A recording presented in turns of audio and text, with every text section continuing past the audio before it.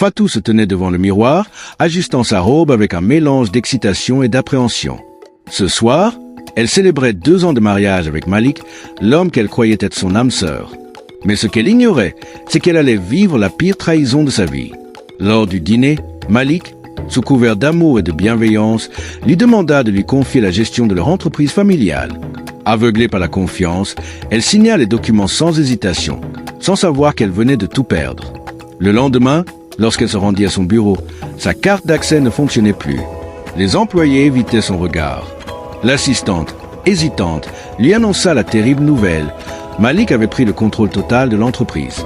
Elle se précipita dans le bureau du directeur financier. Les comptes étaient vides. Tout ce que son père avait construit avait disparu. Sous le choc, elle rentra chez elle, mais ce n'était plus chez elle. La maison était décorée pour une fête. Sur l'estrade du jardin, Malik, rayonnant, tenait la main de sa meilleure amie, Aïcha. « Aujourd'hui, nous officialisons notre union », annonça-t-il devant une foule en liesse. Fatou sentit le monde s'effondrer sous ses pieds. « Malik, c'est une blague ?» balbutia-t-elle. Il la regarda avec mépris. « Tu croyais vraiment qu'un homme comme moi resterait avec une femme comme toi ?» Les rires fusèrent. Puis, il lui tendit une enveloppe. « Voici les papiers du divorce et la maison m'appartient désormais. Tu as jusqu'à demain pour partir. » Anéantie, elle erra sous la pluie, seule et sans ressources, jusqu'à ce qu'une voiture noire s'arrête devant elle. « Fatou, c'est bien toi ?» C'était Issa, son ami d'enfance. Il l'accueillit chez lui, lui offrant un toit et du réconfort. Les mois suivants furent une renaissance. Issa lui apprit à se reconstruire, physiquement et mentalement. Elle s'entraîna, changea d'apparence, retrouva confiance en elle. Puis, elle mit au point sa vengeance. Sous une nouvelle identité, Mariam Diarra, elle réapparut dans les cercles d'affaires.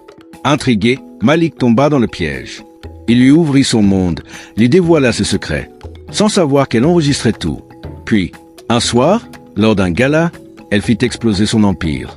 Sur un écran géant, elle révéla à tous ses investisseurs la trahison, la fraude et les magouilles de Malik et Aïcha. En quelques jours, ils perdirent tout. Malik tenta de supplier Fatou, mais elle lui offrit un dernier sourire glacé. « Tu ne mérites même pas ma haine. » Aujourd'hui, Fatou n'est plus cette femme brisée. Aux côtés d'Issa, elle a bâti un empire bien plus puissant que jamais. Son plus grand triomphe, ce n'est pas la vengeance, mais sa propre renaissance.